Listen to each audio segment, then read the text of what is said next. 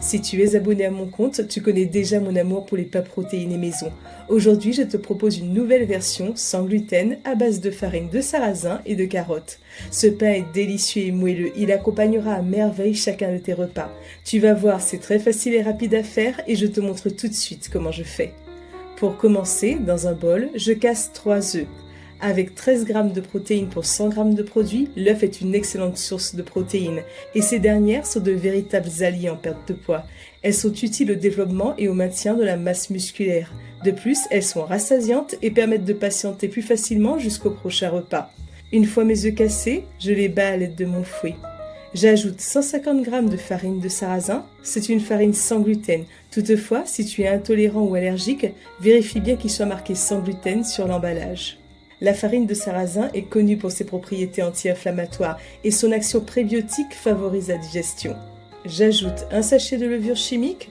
Pareillement, fais bien attention qu'il soit marqué sans gluten sur l'emballage si tu es allergique ou intolérant. Et je mélange bien le tout à l'aide d'une cuillère à soupe. À ce stade, tu obtiens une pâte assez compacte et c'est tout à fait normal. Ensuite, je prends 2 carottes, ça fait environ 300 g.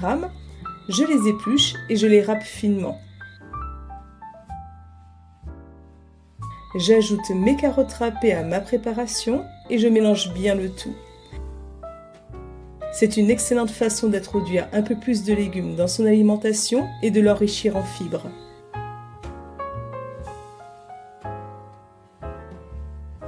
Je prends maintenant 2 belles poignées de cerneaux de noix que je hache finement. J'incorpore à ma pâte. Tu vas voir, ce pain est un vrai régal.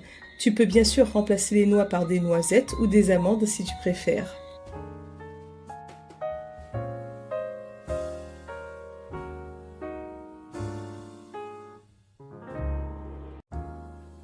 Je verse ma pâte dans un moule à cake que j'ai préalablement recouvert d'un papier cuisson et je lisse bien sûr le dessus à l'aide d'une spatule.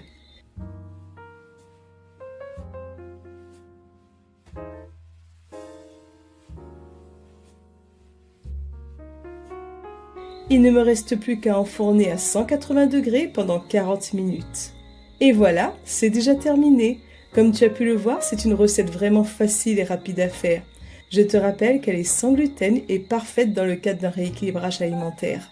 D'ailleurs, si tu fais attention à ton alimentation ou que tu cherches à perdre du poids, surtout n'oublie pas de t'abonner pour recevoir toutes mes prochaines vidéos. Je te dis à très bientôt.